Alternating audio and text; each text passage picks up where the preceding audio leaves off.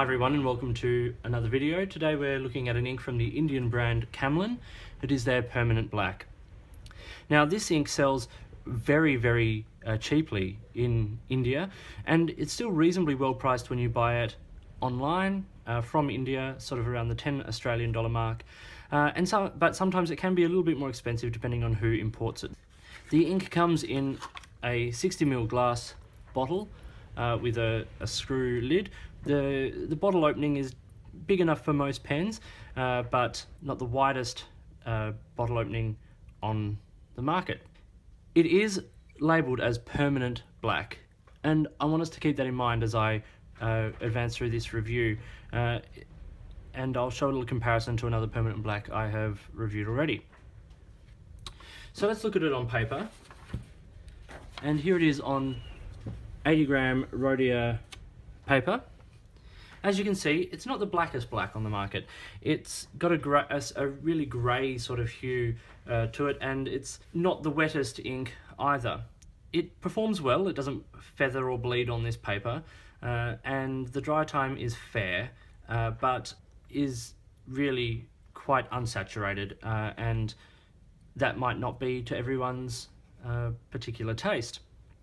I personally prefer my blacks to be quite black, and when you see it in comparison to like Barrister Black, which I'll show a sample of here, you see that there is quite a difference in the writing of this ink.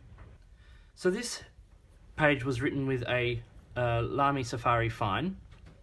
I have it also in a Lamy All-Star with a broad nib for the second pen and water test, but I thought I'd quickly just show a couple of extra little bits in regards to the ink. So here is for what it's worth, the chromatography of this ink. As a Permanent Black, you'd expect there to be a lot hanging around, but I personally would expect a little bit more, perhaps, than that to be remaining at the bottom of the paper. We'll do a quick swatch and then a second pen sample and then the water test, and then we'll come and we'll have a bit of a chat about some of the scoring of this ink.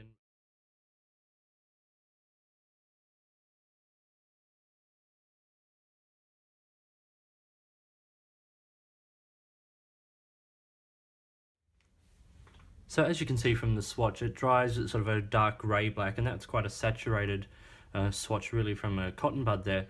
So it's really not the darkest black ink on the market, and we'll test its permanency in just a minute. Let's do the second pen writing test now. So here's the Lamy All-Star with the broad.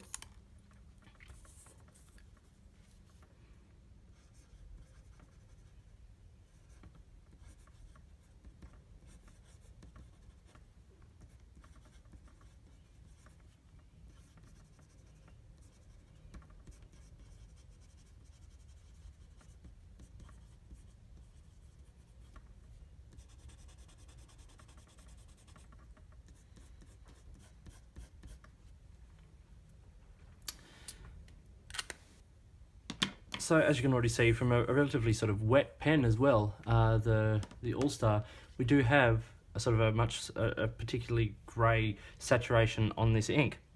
Now just while that sort of settles in and dries, let's start with the scoring.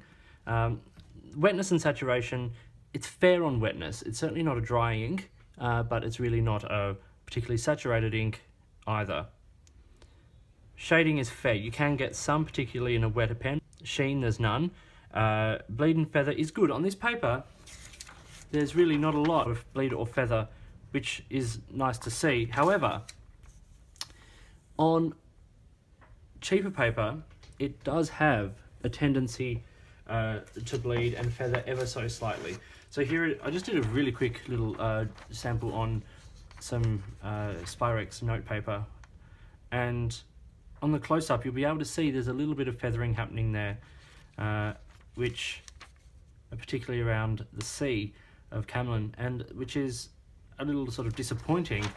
But what's quite disappointing is the bleed on the reverse, which is quite apparent.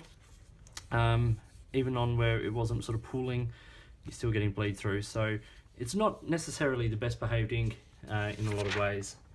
Cleaning is good. I found this to not be any problem to clean out of any of the pens I had it in, and